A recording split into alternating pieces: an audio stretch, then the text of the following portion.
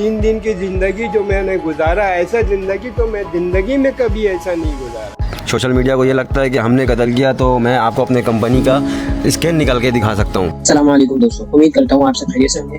मेरा नाम है मोहम्मद। सोशल मीडिया पर एक अफसोसनाक वाकया गर्दिश कर रहा है कि एक 64 साल के शौहर ने अपनी बीवी को रॉड मारकर इस बात पर कत्ल कर दिया कि इन्होंने अपने शौहर की अज़वाजी ख्वाहिश को पूरा करने से मना कर दिया। जबकि दूसरी तरफ ये भी बताया जा रहा है कि मामला घरेलू नाचाकियों और जायदाद का मामले का भी है।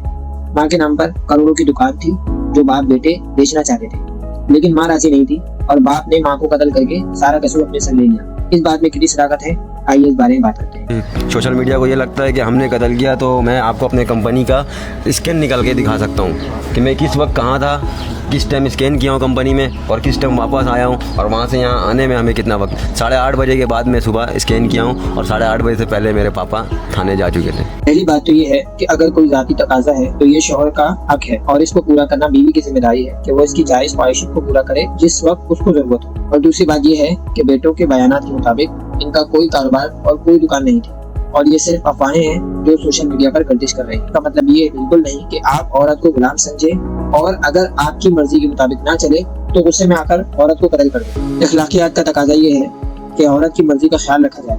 औरत आपकी 2 नस्ल की जामिन है और मर्द भी इसी चीज का नाम है कि आप अपने अना मफाद और गुस्से को अपने अपनों के लिए काबू करें। अब सिर्फ एक गुस्से की वजह से इन साहब ने औलाद से उनकी माँ जैसी हस्ती छीन ली और खुद की बची कुछ जिंदगी और आखिरत खराब करी। बदकिस्मती से हमारे मुआशरे में बर्दाश्त की कमी और अखलाकियात की कमी एक संजीदा मसला बनती जा रही है और इसी वजह से हमारी अखलाकियात का जनाजा निकलता जा रहा है। चंद पैसों के नाम पर, कभी गैरत के नाम पर, कभी नोक झोंक पर माँ बाप भाई बहन की अहमियत भूल जाते हैं और आसानी से कत्ल कर देते हैं। अल्लाह हम सबको हिदायत दे। अगर आप मेरी बात से इख्तिलाफ करते हैं तो कमेंट में अपनी राय का इजहार जरूर करें।